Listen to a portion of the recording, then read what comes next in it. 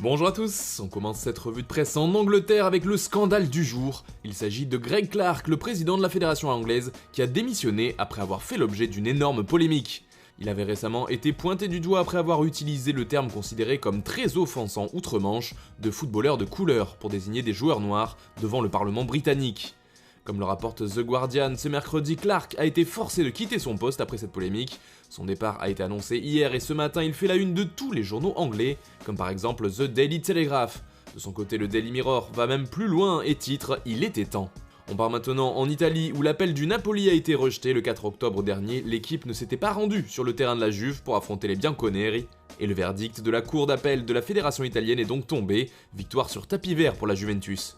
L'autre information du jour qui fait aussi la couverture de la Gazzetta dello Sport, c'est que l'AC Milan se tourne déjà vers le mercato hivernal en vue de la deuxième partie de saison. Car le club lombard joue les premiers rôles en Serie A et espère bien aller au bout et remporter le championnat. Pour ce faire, l'AC Milan compte recruter et aurait déjà trouvé deux pistes principales selon la Gazzetta dello Sport. Il y a d'abord le défenseur central Ozan Kabak de Schalke 04 et l'autre nom évoqué par le journal au papier rose n'est autre que Marcus Thuram. L'attaquant du Borussia Mönchengladbach intéresse de plus en plus d'écuries européennes, lui qui vient tout juste d'être sélectionné pour la première fois avec l'équipe de France. En Espagne, la Roja affronte ce soir les Pays-Bas en match amical et ce sera peut-être l'occasion pour Sergio Ramos d'écrire l'histoire. En effet, le défenseur central devrait être de la partie et ainsi jouer sa 176e rencontre sous le maillot espagnol. Et s'il est déjà le joueur ibérique le plus capé de l'histoire, il arriverait au même niveau qu'un certain Gianluigi Buffon en tant que footballeur européen ayant le plus grand nombre de sélections. D'ailleurs, il ne serait plus qu'à 8 matchs d'Ahmed Hassan, le recordman du monde, avec 184 matchs sous les couleurs de l'Égypte. Toujours en Espagne, Ronald Koeman a donné une interview au Journal Sport ce mercredi.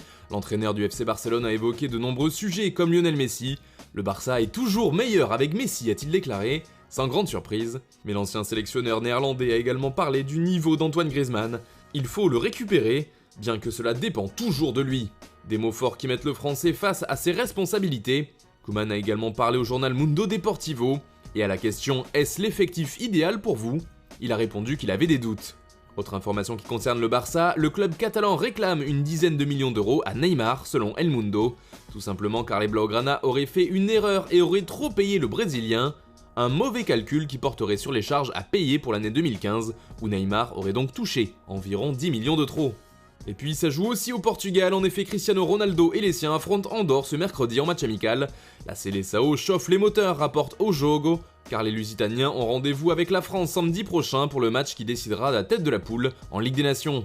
Le match du jour ne sera donc qu'une répétition générale en vue du choc contre les champions du monde.